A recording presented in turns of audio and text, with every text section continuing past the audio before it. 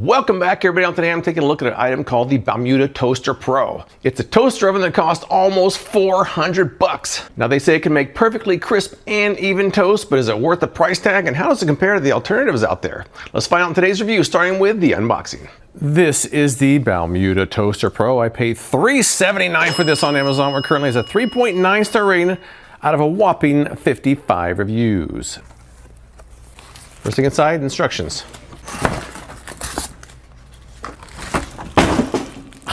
My foot. And there it is. Now they claim that it's developed with insights from professional chefs. It is a next-gen steam toaster that delivers the ultimate toast, crisp on top and soft and moist inside. 6 cooking modes, including a new Salamander Grill mode, which they say replicates a broiler with concentrated top-down heat. Now, people on Amazon who liked it, they said it toasts to perfection with perfect golden brown, even toast. They also say it's great for reheating items such as pizza, pancakes, and more. Now, those who didn't like it, some people said it was not better or even as good as a regular toaster. Some people said it was overpriced, flimsy, or the limited clearance inside reduces its versatility. A lot of people said some of the recipes called for a baking tray, which was not included. I would have ordered one, but it was not in stock. So I'm gonna have to read all this over, familiarize myself, and then we will get started. Taking a look at the controls, we have our modes over here. First up, we have Shokupan mode, which is 2.5 to 3.5 minutes. They say it's for light toast with gentle warmth, sliced bread, and English muffins. Right here is the golden toast mode. It goes 3 to 5 minutes. It's for golden, evenly brown toast, bagels, and rustic breads. Right here is the pizza mode, which is for top heat for crisp, finished, cheesy bread and pizza. That goes about 4 to 6 minutes. Croissant mode up here. It goes 3 to 4 minutes. Evenly warms without browning pastries, baguettes, and rolls. Over here is the oven mode, which for manual use does not use steam, and salamander mode here as well. Also doesn't use steam. They say it's an intense top-down blast of heat, like the controlled power of a blowtorch. Moving over here, we have our timer and on-off button. The timer goes in 30-second increments up to 5 minutes. Then we have 10 and then 15 minutes for the max. They include a 5cc water container here, which you add right there. They say that you're limited on the inside to foods that's no more than 2.5 inches tall. They also say to use a heat-resistant dish or aluminum foil if you're going to be doing anything that drips. They also say the timer makes 2 different sounds. They say it's bi-bing for most things and bo-bong for salamander mode. They actually say bo-bong and bi-bing in the instructions. So I'm going to clean this off and then we will get started. All right, I've got several tests planned over the next few days here, but the first thing I do is see how it makes toast. That's kind of its flagship item it can make. So I want to get the toast right and then move on to other things. So here we go. Follow the instructions. Step 1, insert the power plug into the outlet. Check. Open the door and place the food on the toasting rack. I have a wholesome slice of white bread here. Now they say that to put the rounded end of the bread towards the front of the unit. I'm not sure why, but I'm going to do that anyways. Place it in the center of the rack. Next up, fill the cup with 5 cc's of water, which I've done. If you're going over 3 minutes, go 3 to 5 cc's. I'm going 3 minutes. Pour it into the inlet. Close the door gently. I'm going to leave it on Shokupan mode. And I'm going to try 3 minutes. 3 minutes. Oh, and it turned on. For this first round, I'm just guessing on the time. It's kind of just a baseline test here. So hopefully once I see the results of this one, I can know where to go from there to get perfect toast. I can kind of hear it cycling on and off. It's not really that, I don't really hear much other than that. It's kind of quiet. And it just steamed up inside of there. The steam is functioning properly, it sounds like. It's kind of hard to see in there because of the steam, which I guess is a good thing. At least I know the steam's working, but you really can't see much through the window. You just see kind of the light going on and off. Looking in there, I can't even tell if it's toasted or not. I can't even tell if it's done or not. So I'm gonna have to just trust the timer. And the top of this is getting warm. That's actually quite hot. All right, we are done. A little bit of smoke coming out of there, which I don't know if that's good or bad. Oh, it's pretty done. So the top side I think looks pretty nice. Let's try the other side. Well, you know, you see the marks from the rack, but it does look pretty good though. You have to take the rack into consideration, but you know, let's give it a shot. Let's see how this tastes. Is that an acceptable slice of toast to you? I think a lot of people will say yes. Maybe a little darker than I like, but not burnt. Here we go. I would say it's nicely toasted. Maybe it's not quite as moist and fluffy in the inside as I was expecting, but it's also darker than I expected too. But now that I have kind of a nice baseline, let's move on to the next round, which I'm going to compare to a couple other items that make toast in my house too. Because this is kind of positioned somewhere in between a regular toaster and a countertop oven. Why don't we compare it to a regular toaster and a countertop oven and see where it falls? So that's next. How about a quick three-way comparison here now? I've added the $220 Breville, which I've had for about 3 years, and the $180 Wonder Oven, which I've had for about 1 year. This is a standard countertop oven. This is a standard 4-slot toaster, and the Balmuda is kind of in between, literally and figuratively. So now I know what my baseline looks like on the Balmuda. Let's see if I can get similar results in these two, how long it takes, and what the difference in taste, texture, and crunch is. I should also point out the Wonder Oven also has a steaming feature. Which is nice about this one is the cap stays in the unit. On the Balmuda, it's kind of loose. Also, the Breville is not quite as even on the higher levels. The Wonder Oven has a much larger capacity, so it might be a little bit slower because it's not quite as close to the heating element. So with that, let's get started. Generic white bread for everybody. One goes in the Breville, one goes in the center of the Balmuda, and one goes in the center of the Wonder Oven. Adding my water for the steam function of the Wonder Oven. Adding my water for the steam for the Balmuda. Wonder Oven, we've got more controls here. I'm gonna go 450 on toast mode. I'll go beyond 3 minutes, but I'm gonna probably pull it out at the same time as the Balmuda is done. Balmuda, we're already set here. 3 minutes. Breville set to level 3. And down it goes. And we are off. I'll let you know when anything changes. This will be done in 3 minutes. I'll pull this out around the same time and we'll see what happens to the Breville. The Breville has a lift and look feature, which is kind of nice. You can kind of check it during the toasting process. The Wonder Oven has the window. I'll look through there, and then this one, we're just gonna let it go as is. So I'll come back in a few minutes when something changes. I've noticed most of the toasting in the Balmuda happens in the very end. You can see it's blinking right now, and it's toasting up quite a bit at the last stretch here. That's about where I'd probably stop it. And that's where it stopped. Oh, it and the Breville stopped at the same time. Let's pull the toast out of the Wonder Oven now. Breville, looking pretty good. Looking pretty good, Breville. Balmuda, pretty good also. And the Wonder Oven. Breville, Balmuda, Wonder Oven. The Breville is pretty even between the two sides. Balmuda is a little bit uneven on this side. Look, there's much darker in the bottom than the top. And kind of the same on this one as well. And the Wonder Oven, nicely toasted there. A little bit darker on the other side, so not completely even either. Do a quick taste test here. Breville first. Nicely toasted, but there's no steam feature in this one, so it's a bit dry as expected. Balmuda next. Nicely toasted. I would say maybe this center is a little bit softer. Not a huge difference, but a little bit. Wonder Oven next. Now it also had a steam feature. Let's see.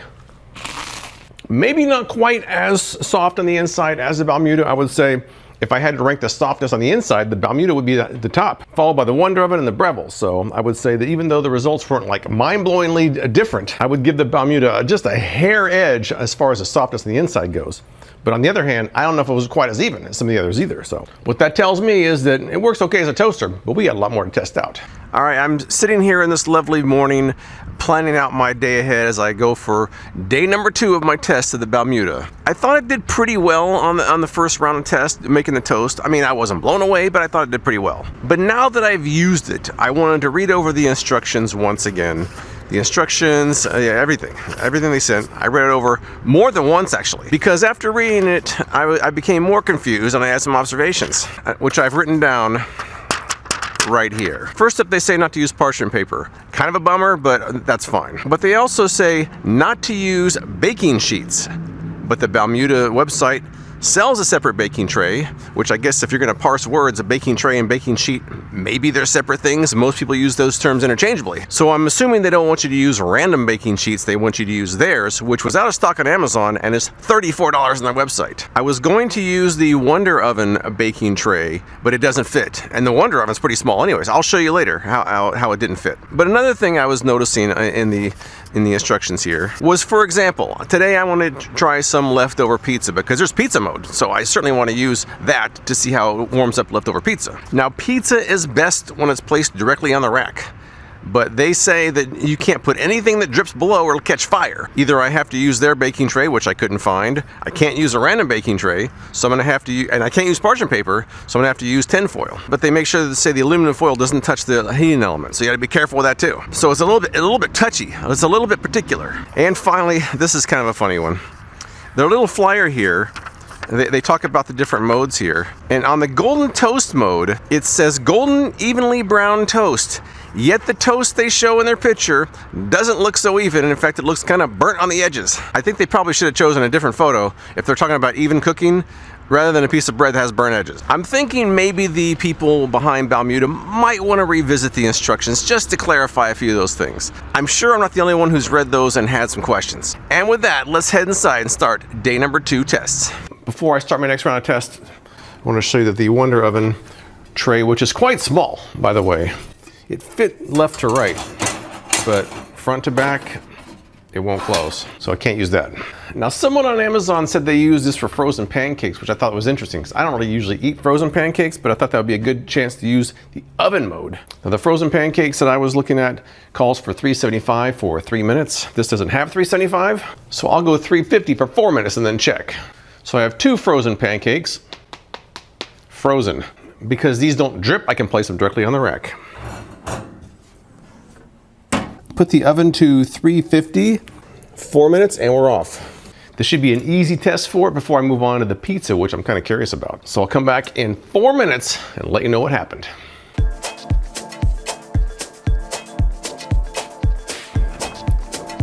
All right, they look nice. They feel evenly cooked. They feel done. Let's thermal image these bad boys. And you can see it's pretty even. Look at that. I don't think I've ever used thermal imager on pancakes before, but you never know. Let's try a taste test. Crispy outside, perfectly cooked.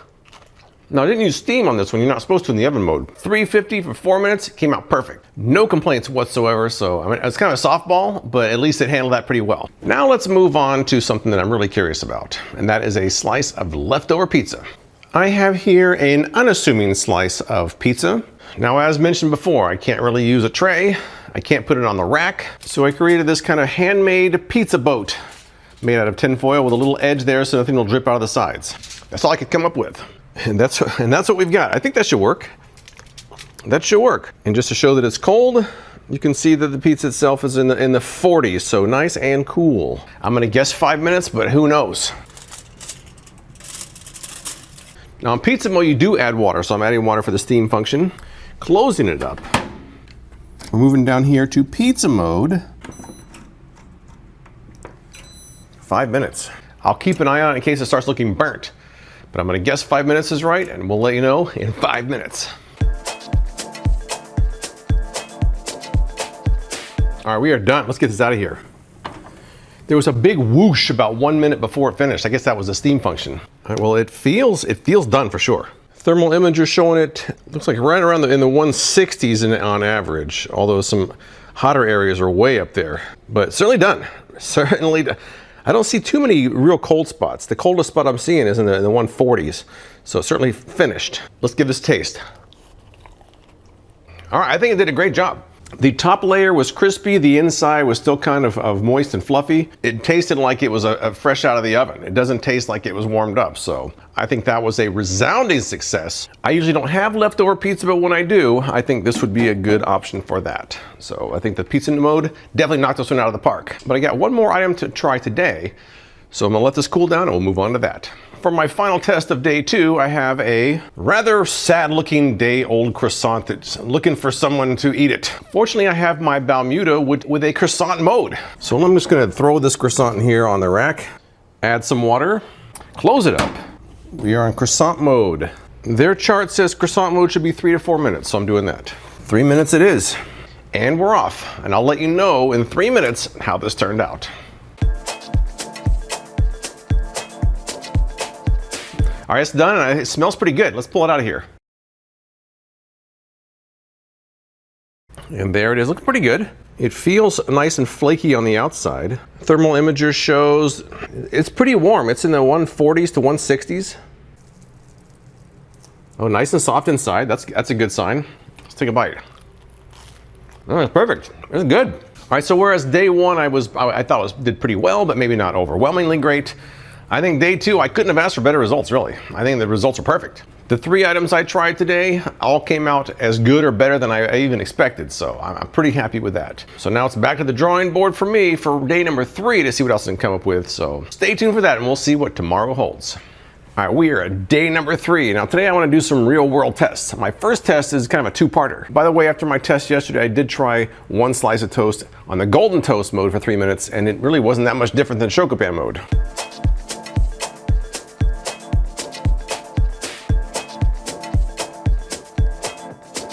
So for this first test, I'm making some cheese bread. The first half of the test, I'm just gonna make some regular toast and try to make it light. And then I'm gonna finish it off with Salamander mode. Now the instructions say in Shokupan mode that the browning happens mostly in the last minute. So I'm gonna go a little bit before that, I'll go 90 seconds. And hopefully we get some lightly toasted bread. Then I'm throwing in for Salamander mode to see if we can finish it off that way. All right, let's open this up here. 1 slice of white bread, right in the center. Now for shorter times, you use 3 cc's of water, which I have here. Back to Shokupan mode here. We're gonna go 1.5 minutes. This should be interesting. All right, our 1.5 minutes is up. Let's take a look. All right, excellent. I wanted some lightly toasted bread, and that's what I've got, lightly toasted. But that's only the first half of this test. All right, I've placed it on some foil. Now let's add some shredded cheese. All right, now let's stick that in there and see what happens. Once again, the cheese could drip, so I have to add some tin foil. Now we're doing Salamander mode, so no steam for this one. Closing it up. All the way over to Salamander mode. I'm gonna guess it's just gonna be 1 minute, but I'm gonna keep an eye on it in case it starts getting too burnt. The lights are on. Is anybody home? Will 1 minute be enough? Will it be too much? It's melting pretty good already.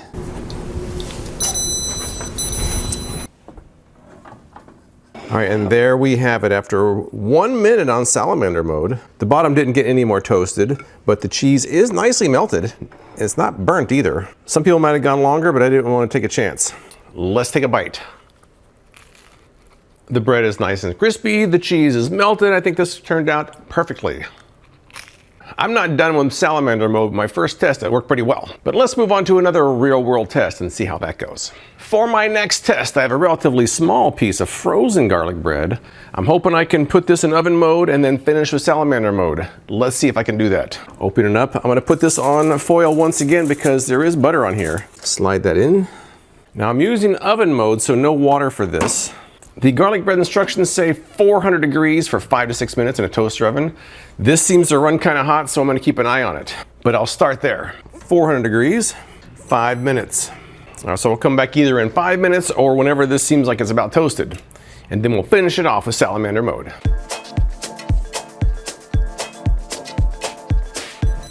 All right, we're done.